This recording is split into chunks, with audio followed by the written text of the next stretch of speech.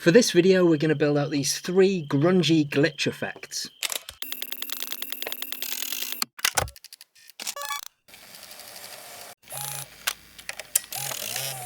Each one is built with several different techniques that you can then use as building blocks to create your own bespoke looks.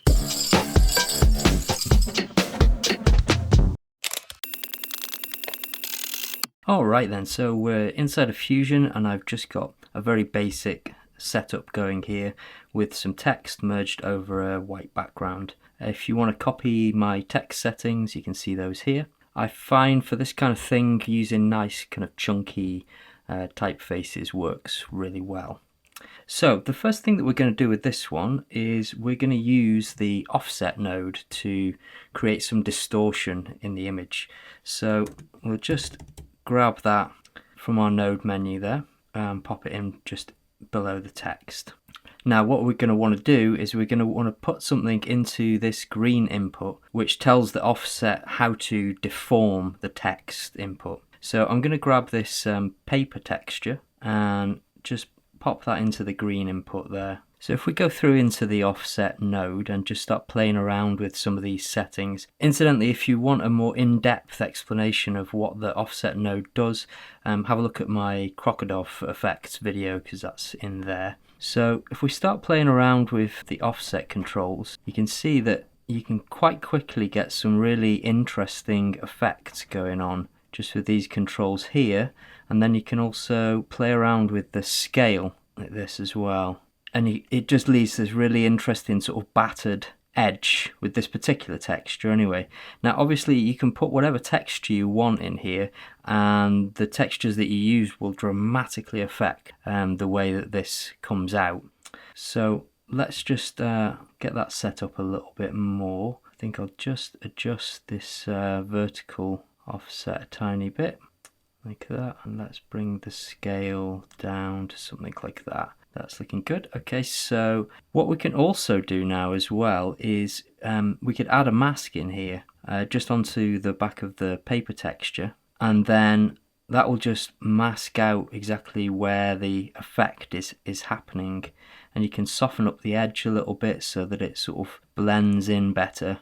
And that's a really interesting way to be able to sort of animate this effect on and off. So I'll just turn that off for now though. Then what we're also going to do with this one is we're going to add the segment transform, which is another crocodile effect actually that's been added in the version 21 update. So now if we go through to the controls for this one, and what this effect does is basically sort of chops up our image in various different ways. So if I increase the segment size and then also the scale, you can see that it sort of chops it up in interesting ways. So for this I'm going to have the segment size quite low, and then I'm also going to bring the scale down, and that gives us these kind of fragmented edges which I quite like.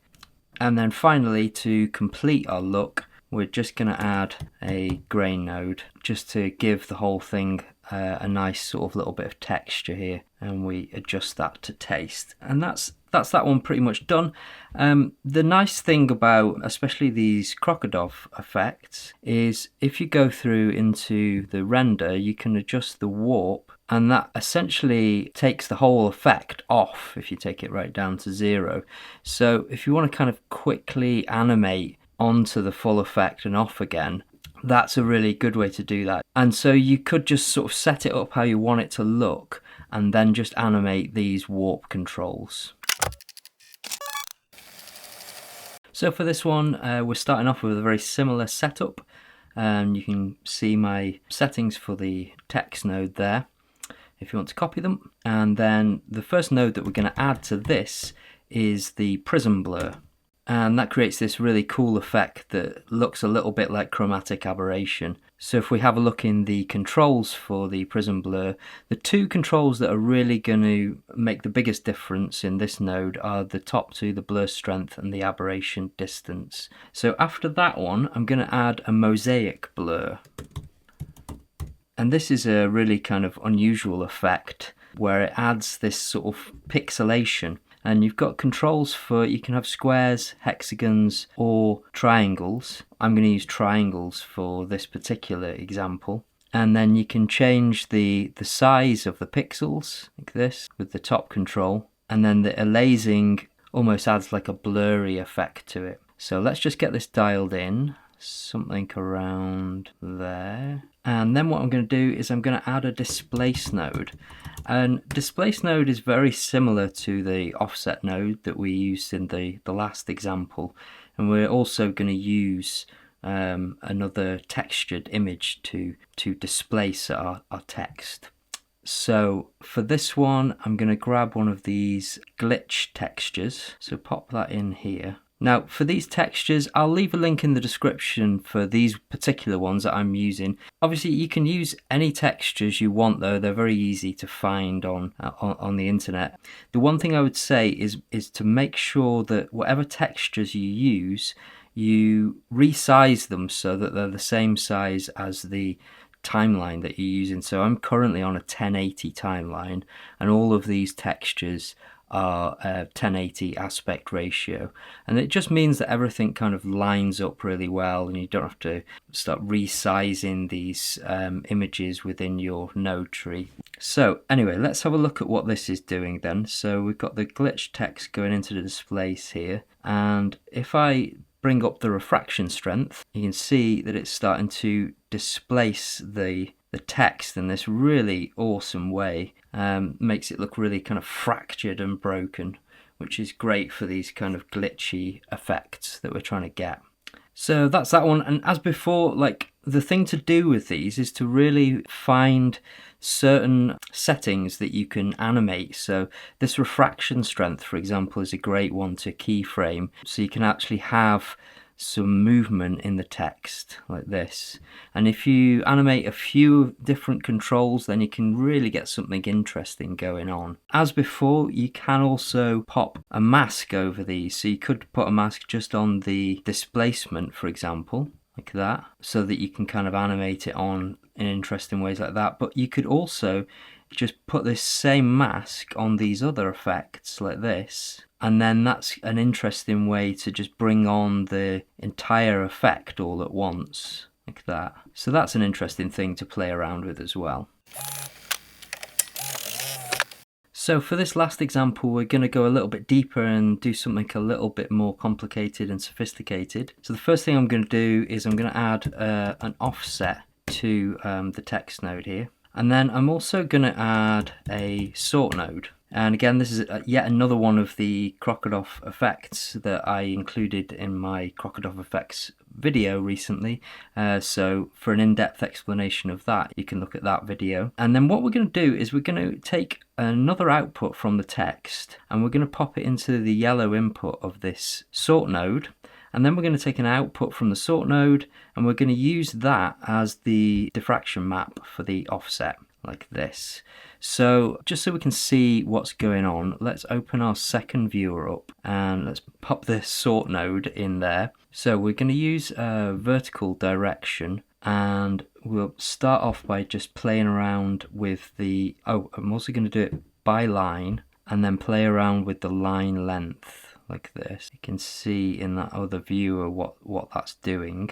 Now if I enable the offset as well and just get that set up, we'll also be able to see how this is affecting this image. So for that one, what I'm going to do is take the scale down, and then I'm also going to take the horizontal offset white right over to the left here, and then I'll just put a little bit of vertical offset into there as well. Now we'll go back to the sort node, and then you can start to see the effect that that's having. With this one, it's really interesting to play around with the horizontal or vertical. They give quite different effects. But the main control is this line length, really. If you go through that, it really dramatically changes the look. So let's go for something like that. I'm going to stick with the vertical. And then we're going to add some more nodes. So let's just make a little bit of room. So let's add another offset underneath the first one there. I'm going to close that second viewer and open my media pool. And for this one, I'm going to use another one of these glitch textures as the diffraction map. Pop that into the green input of this offset here. Then we'll go in and just have a play around with the controls. And now we're starting to get something really interesting. So you can really kind of like make it almost like melt, which is pretty cool. And we can also play around with the scale. It's looking nice. But we're not going to stop there. There's still more that we can add to this to really kind of elevate it. So after this second offset, I'm also going to add a shuffle node, and that also chops up the images in very interesting ways. It basically kind of chops them up into small boxes. So we'll change the type to swap and bring the random seed up, and also bring the amount up. Now you can see this is like quite extreme the way it is at the moment, so I'm going to go into the render tab and just bring the warp right down and bring it down like really low, so that we're just getting kind of like glitchiness around the edges basically. You can also play around with this undersample resolution, which kind of smooths out the edges a little bit. That can be quite interesting. So with the warp turned down, it's a bit easier to then sort of play around in here and get some interesting looks. Now finally, as a little bonus, if you wanted to add some texture over the top of this, there's a really easy way to do that. So let's just grab a random texture. That one will do. And what I'm going to do is I'm just going to merge it after everything else, and then I'm going to take another line from the bottom node, the shuffle, and I'm just going to put it into the mask like that, and that'll just basically clip it to this text design, and whatever controls we change downstream from that will continue to be affected by this glitch text. So that's a really nice way to add yet another layer of kind of interest and texture to your images. Alright, that's it for this one. Go and make some cool stuff. Thanks for watching, and I'll see you next time.